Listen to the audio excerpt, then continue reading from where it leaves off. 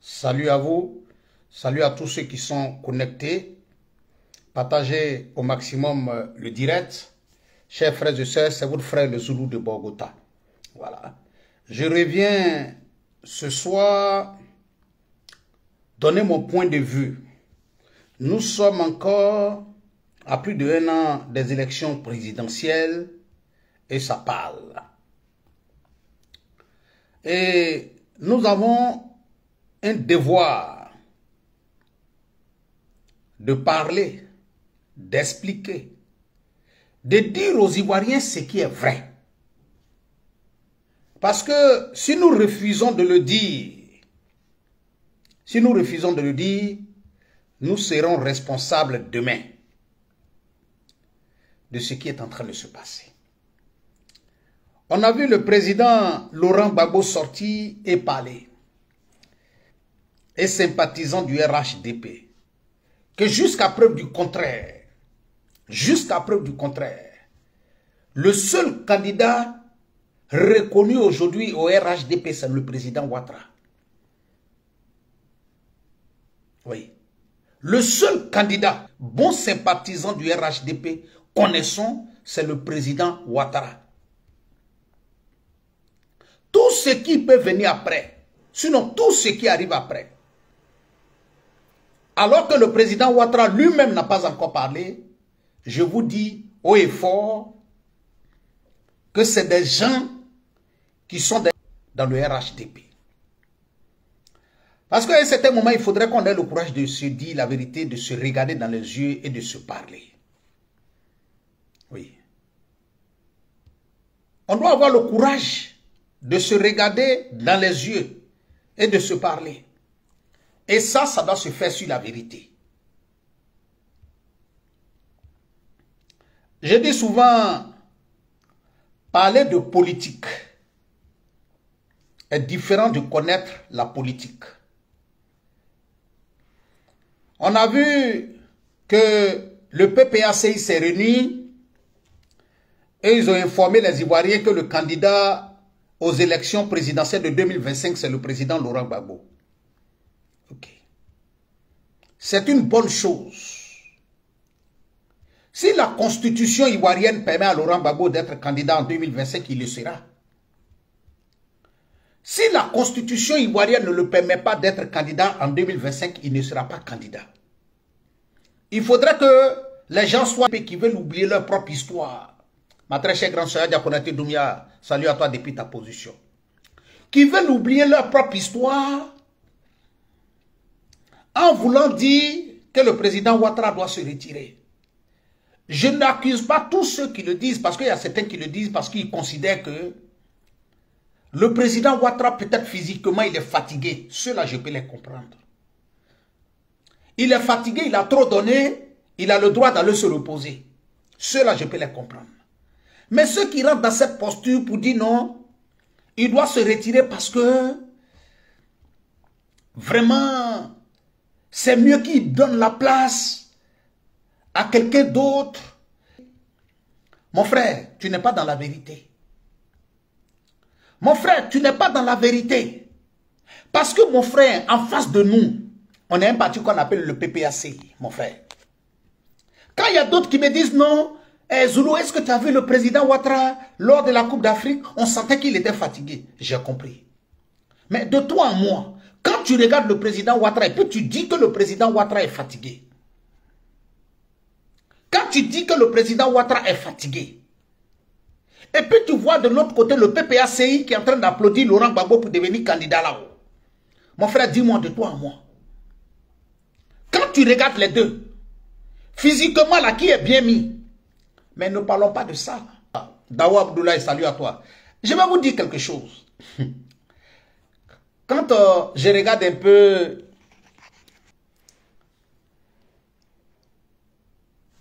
qui certainement ont oublié l'histoire. Chers frères et sœurs, je vais vous dire quelque chose aujourd'hui. Tu es parti au village. Tu es allé prendre une femme. Cette femme-là même là pour se laver une fois, 3 jours. Ça veut dire que quand je dis ça, Ceux qui sont à côté de toi là savent dans quelles conditions tu allais. C'est-à-dire que quand tu partais prendre cette femme-là, les conditions dans lesquelles tu allais la prendre.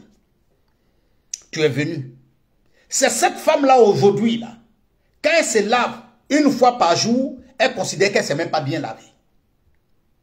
Quand elle sort là, tout le monde l'apprécie. Et puis toi, tu es assis un matin. Il y a quelqu'un qui vient et puis il veut venir prendre cette femme-là devant toi pour partir. Alors que, quand cette femme-là était dans le village là, lui-même il savait où la femme était, il n'est pas allé la prendre. Toi, tu es allé la prendre, tu as fait ton travail, tu l'as lavé, tu as fait tout. Et puis maintenant, quelqu'un veut venir prendre ça. Il va s'asseoir dessus. C'est le cas de la Côte d'Ivoire. Chers frères et sœurs, quand je vois les gens du PDCI en train de parler là, Thiam était dans le gouvernement, il est parti. Quand Laurent Gbagbo a dirigé la Côte d'Ivoire pendant 10 ans là, il savait les conditions dans lesquelles la Côte d'Ivoire se trouvait. Puisque lui-même là, il est banquier. Il savait les conditions dans lesquelles la Côte d'Ivoire se trouvait. Il n'a rien dit.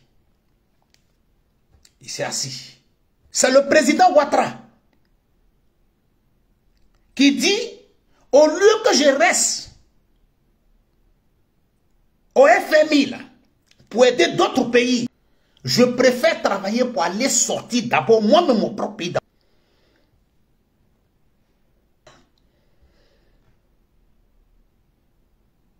Tout le monde sait ce qu'on appelle être secrétaire général adjoint du Fonds monétaire international. Le président Ouattara laisse ça.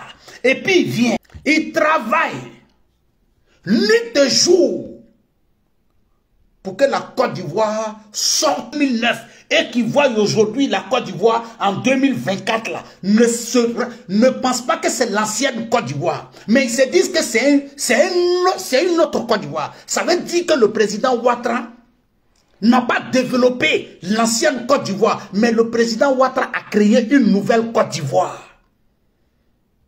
Le président Ouattara n'a pas refait l'ancienne Côte d'Ivoire. L'ancienne Côte d'Ivoire, il a fait une Côte d'Ivoire nouvelle. Et c'est ce qui fait aujourd'hui la fierté des Ivoiriens. Quand on parle aujourd'hui, Koramadou, Kiki, salut à toi. Sila Abdul, Draman, salut à toi. Moridoso, salut à toi. Le président Ouattara a travaillé pour venir créer cette Côte d'Ivoire. Ma belle Rocky Bama, salut à toi depuis ta position. Et nous, on va s'asseoir. Oui, nous, on va s'asseoir. Avec tout ce que nous, on a fini de faire dans le pays, là. Arranger le pays, là. Et puis, on va s'asseoir, croiser les bras.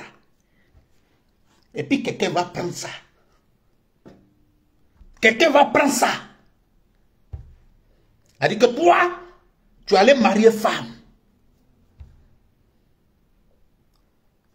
Il t'a fini de faire le travail que tu dois faire. Et puis c'est là maintenant le voisin d'à côté, il y a 15 ans là, c'est là lui va venir s'asseoir pour prendre ça. J'ai dit à l'Ivoirienne, je n'ai pas dit que vous n'allez pas prendre pouvoir là, hein, mais quand tu dis aux gens et puis ils ne veulent pas comprendre là, j'ai dit 2025 là, on ne donne pas le pouvoir à quelqu'un. 2025, on ne donne pas, ça ne bouge pas. Mettez-vous ça dans la tête. Parce que nous là, on n'était pas assis et puis vous avez pris le pouvoir là pour nous donner. Quand tu parles de ça, on dit non, ne faites pas comme ça. La Côte d'Ivoire va dire non. On n'est pas dans ça. Un ancien président comme Laurent Gbagbo qui est encore... Un ancien... Je vais vous dire quelque chose. La dernière fois, quand les gens sont sortis, et puis les gens étaient en train de dire non, Zoulou, Laurent Gbagbo dit que quand Laurent Gbagbo est sorti, tout le monde a entendu. Gbagbo dit que lui, il était avec le président Ouattara. Et que lui, il a dit au président Ouattara de faire rentrer Soro Diom en Côte d'Ivoire. Et puis le président Ouattara lui a dit, faut laisser. Il va voir. Et puis lui, il a dit au président Ouattara, mais il va voir quoi? Tu vas le faire quoi? Du RHDP qui ont cru à ça. Mais mon frère, à un certain moment. Même si tu as changé d'idée sur le président Ouattara, mais de toi à moi, Laurent Gbagbo est assis devant le président Ouattara. Et puis le président Ouattara, ça, Laurent Gbagbo, le président Ouattara va dire, Soro Diom va voir. Et puis dans du RHDP, tu crois ça? Je peux comprendre. RHDP, un homme normal, comment tu peux croire à ça? Ça dit que c'est devant Laurent Gbagbo, le président Ouattara va dire, Soro Diom va voir. Et puis toi, tu crois ça? Mais mon frère, ce n'est pas Laurent Gbagbo, c'est toi. Ce n'est pas Laurent Gbagbo, c'est toi. Mais voilà le deuxième encore qui vient de dire. Laurent Gbagbo dit. Laurent Gbagbo dit que... Excusez-moi, hein. Laurent Gbagbo dit que Thiam n'est pas le candidat du PDCI et que c'est le président, c'est le candidat du RHDP. Chers frères et sœurs, mais de toi à moi. De toi à moi. Mais je suis convaincu, hein, du RHDP qui croit à ça. Parce que je vous dis aujourd'hui, entre nous dans du RHDP, là, il y a d'autres qui n'ont rien compris. Il y a des gens même qui pensent que ce que Thiam est en train de faire dans le pays, là, c'est le président Ouattara qui est derrière. Et que le candidat du président Ouattara, ou bien peut-être le candidat Ouattara, le président Ouattara va choisir Thiam comme le candidat du RHDP. Mais de vous à moi. Mais qu'est-ce qui ne va pas pour que vous pensiez à ça? Qu'est-ce qui ne va pas le RHDP là? Toi, tu penses que le candidat, que le président Ouattara va choisir pour le RHDP en 2025 là, c'est Thiam. Mais Laurent Gbagbo sait pourquoi il joue à ce jeu. Laurent Gbagbo sait pourquoi il joue à ce jeu. Parce qu'en réalité, il y a des gens du PPACI qui sont des infos. C'est-à-dire, ils font semblant de prendre du RHDP pour attirer, pour savoir ce qu'ils pensent réellement. Ça dit que le PPACI envoie et il prend ça.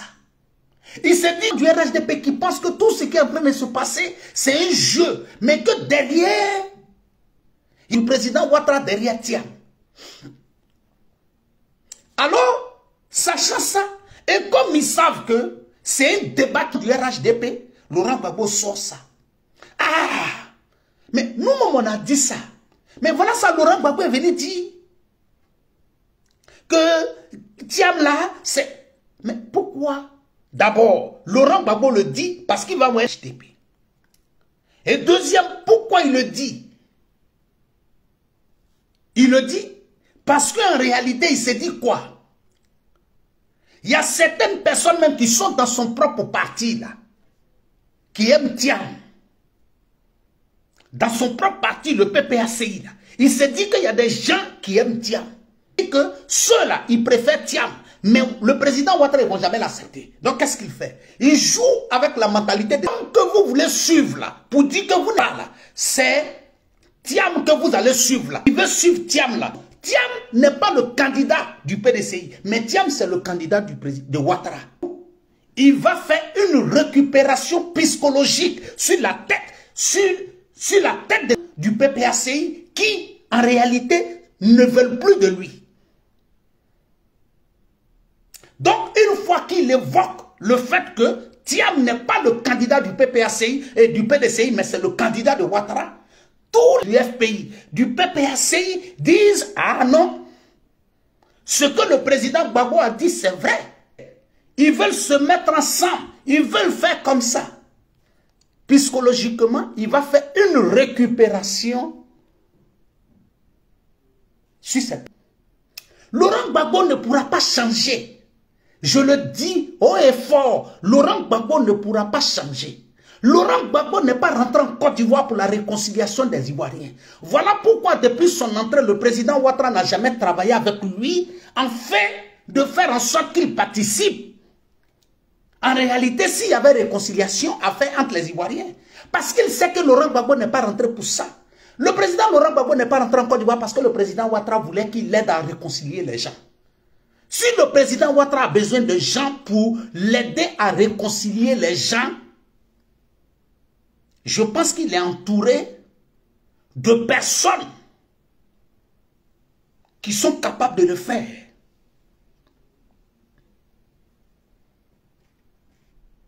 Merci beaucoup, mon doyen. Yacouba Chérif. Mais c'est une réalité. Voilà pourquoi Laurent Gbagbo ne changera pas. Voilà pourquoi je vous dis. Vous voyez, il est facile de comprendre. Il est facile de comprendre. On n'a pas besoin d'aller, je ne sais pas, quoi faire pour comprendre Laurent Gbagbo. Quand Laurent Gbagbo sort devant les gens et puis dit, j'ai parlé du cas de Soro Diom avec Ouattara. Mais de vous à moi, tout le monde peut aller demander au président Ouattara de pardonner Soro Diom. Mais ce n'est pas lui, Laurent Gbagbo. Ce n'est pas lui, Laurent Gbagbo.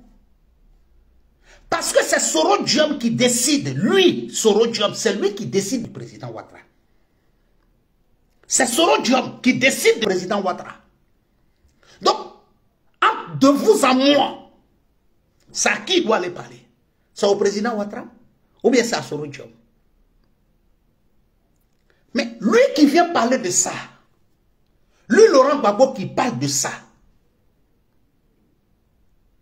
Charles Blé Goudé, si Laurent Gbagbo doit faire un livre pour parler, Charles Blé Goudé est parti s'asseoir à une chaîne de télévision ivoirienne et il a demandé pardon à Laurent Gbagbo.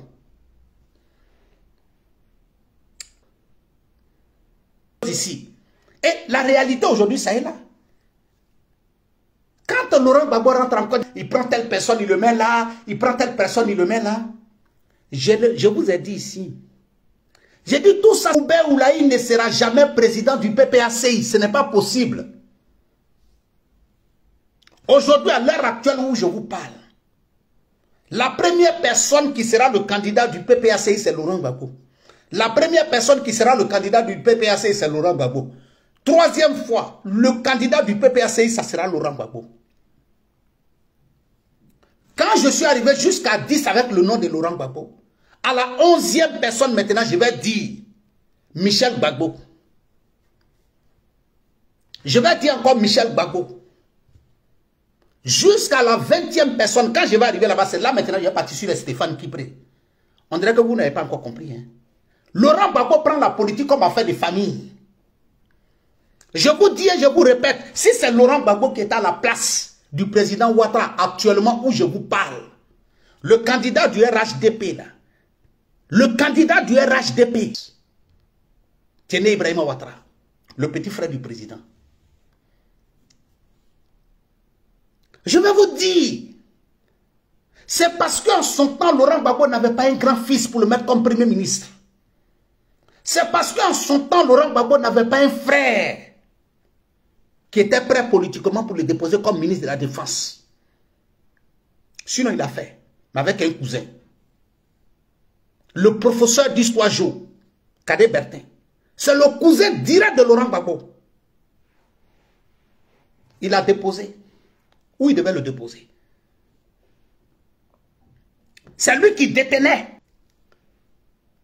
Donc, je le dis et je répète, moi, ça dit que tant que le président Ouattara lui-même il n'est pas venu dire je ne suis pas candidat, voilà le candidat qu'on a choisi, que j'ai choisi au RHDP là. Moi, jusqu'à preuve du contraire, le seul candidat que moi je reconnais, c'est le président Ouattara. Le candidat c'est le président Ouattara. Et il n'y a pas de débat dedans.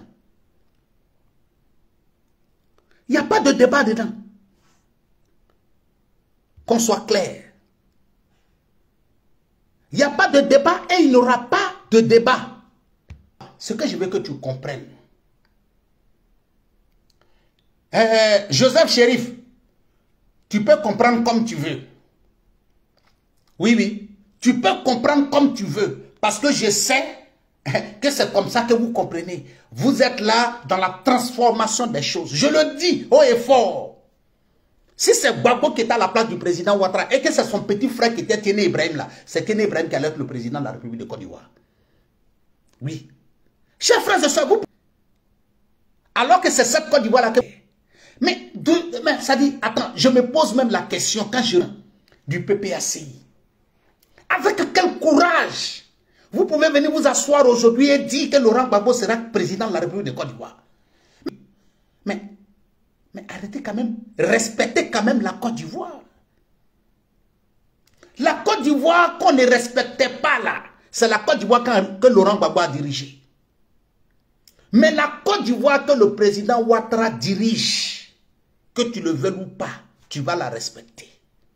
Parce que quand tu arrives sur le terrain, quand tu regardes ce qui a été fait, c'est vous qui êtes dans l'après Ouattara. Nous, on n'est pas encore arrivé à ce niveau. Le débat de l'après Ouattara, là, nous, on n'est pas dans ça. Ce qui est dans un débat de l'après Ouattara. Nous, on n'est pas dans ça. Oui. L'après Ouattara, là, nous, on n'est pas dans ce débat. Ivoirienne qui est dans ce débat de l'après Ouattara. Est-ce que nous, on vous a parlé de l'après Ouattara? Nous, on n'est pas dans fait des débats de l'après Ouattara. Nous, avec le président Ouattara, nous, on est dans le présent. Oui. Le président Ouattara n'a pas encore fini. Nous, on ne parle pas de l'après Ouattara. Hein? À part du RHDP qui parle, ce que le président Ouattara a fait en Côte d'Ivoire, l'après Ouattara. Mais c'est vous qui êtes dans l'après Ouattara. Nous, on n'est pas dans l'après Ouattara.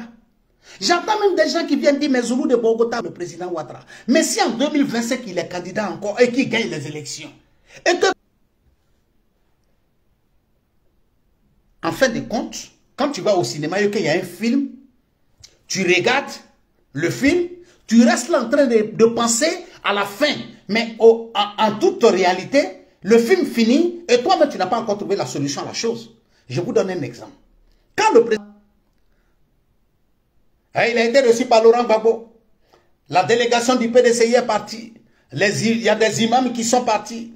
Il y a des pasteurs qui sont partis. Il y a des prêtres qui sont partis. Il y a des ressortissants de telle région qui sont allés le saluer. Il y a des salles qui sont allés le saluer. Il y a des salles qui sont allés le saluer. Nous, on était là, on est assis. Chers frères et sœurs, le film est fini. On revient dans la réalité de la vie. Eux, ils étaient encore dans le film. Nous, on revient dans la réalité. Chers frères et sœurs, est-ce que cette semaine-là, vous avez vu une délégation qui allait saluer Soul to Soul? Parce que le film est fini. On revient sur la réalité de la vie. La réalité de la vie, là, c'est l'amélioration des conditions de vie des Ivoiriens. La réalité de la vie, là, qu'est-ce que vous prévoyez pour les Ivoiriens? Gbagbo a reçu Soul to Soul.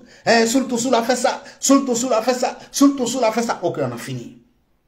Le film, les amusements, tout ça là, c'est fini. La réalité est là. Mais c'est de ça qu'il s'agit. Lumière divine, salut à toi depuis ta position.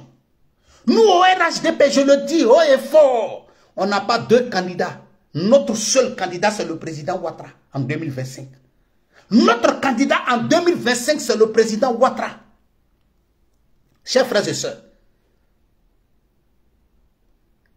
venez trouver quelque chose qui n'était pas en 2010, quand le président Ouattara prend le pouvoir. La Côte d'Ivoire, il ne change pas le nom. Il dit non, le nom Côte d'Ivoire mérite du respect. Donc on ne va pas changer, mais on va refaire. Il refait. Ils sont tous fiers aujourd'hui de rentrer au pays. On va se présenter. Montrez-nous votre candidat. Ah, il faut le leur rappeler. Il faut leur dire que si le président Ouattara n'est pas candidat, celui qui l'a déposé là, comme nous, on le croit là, celui qui dépose là, on va le suivre. Je vois des gens qui disent que des intellectuels comme Bakongo qui disent qu'ils sont des... Mais attends, Bakongo c'est un intellectuel. Mamadou Touré c'est un intellectuel, c'est un ministre. Si lui dit, la seule chose que vous avez en commun, c'est qu'il est ivoirien comme toi, tu es ivoirien comme lui. Si moi, Zoulou de Bogota, tu n'es pas mon frère, la seule chose qui nous unit là, c'est parce que nous sommes tous ivoiriens. Tu n'es pas mon frère, tu n'es pas mon cousin, tu n'es pas mon oncle. On n'a aucun lien de parenté. Si moi je dis que on sait que s'il y a quelqu'un aujourd'hui qui dit qu'il est banquier en Côte d'Ivoire, c'est bel et bien Thiam. C'est là qu'il faut se poser la question. Je vous ai toujours dit, il y a des gens qui sont là. Chacun d'entre eux veut diriger le pays. Chacun d'entre eux veut diriger le pays. De faire une alliance avec le PPACI, alors que c'est Laurent Gbagbo qui est le candidat. Chers frères et sœurs, il faut arrêter de rêver à un certain moment. Il faut arrêter de rêver à un certain moment et puis revenir dans la réalité. Et cette réalité-là, Laurent Gbagbo même le dit. Il dit, les Blé Goudé et puis les Soro John ne peuvent pas diriger le pays. Vous voyez, c'est là que vous devez vous rendre compte que parfois, on est même censé de se demander, de se poser la question de savoir, est-ce que Laurent Gbagbo se rend compte souvent de ce qu'il dit? On doit être amené souvent à se poser la question de savoir, est-ce que Laurent Gbagbo, ce que Laurent Gbagbo dit, est-ce qu'on doit prendre en considération? Est-ce que ce que Laurent Gbagbo dit là, nous on doit prendre ça en considération? Mais je vous ai toujours dit qu'il y a même le courage, c'est-à-dire qu'on peut tout dire du président Ouattara. On peut tout dire du président Ouattara. Mes chers frères et sœurs, dit que ce monsieur n'aime pas les Ivoiriens. Dit que ce monsieur n'aime pas la Côte d'Ivoire. Mais c'est les mêmes qui, cette année, pendant la CAN, étaient sur les réseaux sociaux en train de se valoriser, en train de... Quand ça arrive à ce niveau, c'est leur argent. Ils ne disent plus qu'il a pris crédit. Ils ne disent plus qu'il a pris crédit. Ils disent non, c'est notre argent. C'est l'argent du pays. Ce n'est pas que c'est son argent. Ils ne parlent plus de crédit. Mais quand ils se mettent dans la position de... Chers frères et sœurs, on ne donne pas crédit à n'importe qui. On ne donne pas crédit à n'importe qui. Chers frères et sœurs, je vais vous dire quelque chose. En Europe ici, peut-être même en Côte d'Ivoire, ça se fait. Hein? En Europe ici, il y a des gens que vous voyez avec les gros téléphones. Les derniers iPhones. Les derniers Samsung. Mon frère, toi qui es en train de regarder cette vidéo, mon frère, téléphone qui coûte 2000 €, il n'a pas payé. Hein? Celui qui se valorise les réseaux sociaux, il n'a pas payé. Hein? Il n'a pas payé. Hein? Celui qui a le dernier iPhone qui coûte 2000 € là, il n'a pas payé. Hein? Celui qui a le dernier Samsung de 2000 €, il n'a pas payé. Hein? Il est parti à Orange. Il allait faire un abonnement. On lui a demandé sa fiche de paie. Il doit payer peut-être 60 € ou bien 40 € par mois pendant 2 ans, pendant 3 ans. Le téléphone là même ne l'appartient pas encore. Le téléphone là ne l'appartient pas encore. Le téléphone là ne l'appartient pas encore. Le téléphone iPhone qui t'a donné là, il est parti avec ça au pays. Tu lui as demandé. Et puis il te dit non, vraiment, mon téléphone là, j'ai tellement de choses là. Mon frère, c'est faux. C'est moi qui dis. C'est que le téléphone n'a pas encore fini de payer. Mais comme il voulait aller au pays, il n'a pas encore fini de payer. Mon frère, le dernier iPhone qu'il est parti avec ça au pays là, s'il t'a donné, et puis lui il revient. C'est moi je t'ai dit, s'il n'a pas payé, le téléphone là, un jour, toi, le téléphone ne l'appartient pas. Mais ce n'est pas à tout le monde même on donne, simple crédit de téléphone, ce n'est pas à tout le monde on donne. Il faut remplir certaines conditions. Ma fille, Fatou demandé salut à toi depuis ta position. Djibril Konaté, salut à toi. Donc, chers frères et sœurs, même quand on dit que le président Ouattara a pris crédit, il faut leur dire, si c'est facile de prendre crédit, Gbagbo pouvait prendre crédit. Si c'est facile de prendre crédit, Bédié pouvait prendre crédit hier. Le banquier même qui est en train de parler, si c'était facile hier de prendre crédit, lui-même il pouvait prendre crédit. Mais c'est de ça qu'il s'agit. Il pouvait aller prendre crédit et puis payer les fonctionnaires. Mais s'il n'est pas allé prendre crédit, c'est parce que... L'ami Sanogo, le camarade, salut à toi. Je le dis. Si vous pensez que le président Ouattara a pris crédit pour arranger la Côte d'Ivoire, on a compris. Tiens que vous parlez que c'est un banquier. S'il était facile de prendre crédit. Parce qu'en réalité, dans le pays, donc s'il était facile de prendre crédit, Thiam pouvait aller prendre crédit. Il pouvait aller prendre crédit. Mais toi, mon frère qui vit en Europe avec moi ici, là, tu sais que ce n'est pas à tout le monde on donne crédit. Tu le sais? Tu sais que ce n'est pas à tout le monde on donne crédit. C'est parce que tout le monde ne peut pas venir s'asseoir sur les réseaux sociaux pour dire que je suis allé demander crédit à la banque, on a refusé de me donner. Sinon, il y a plein qui parlent. Il y a plein qui parlent. Même 1000 euros de crédit à la banque, on ne peut pas les donner. Nous, on est là, on observe, on regarde. Chers frères et sœurs, bon week-end à chacun d'entre vous. Que Dieu veille sur vous et que Dieu vous protège. Merci beaucoup.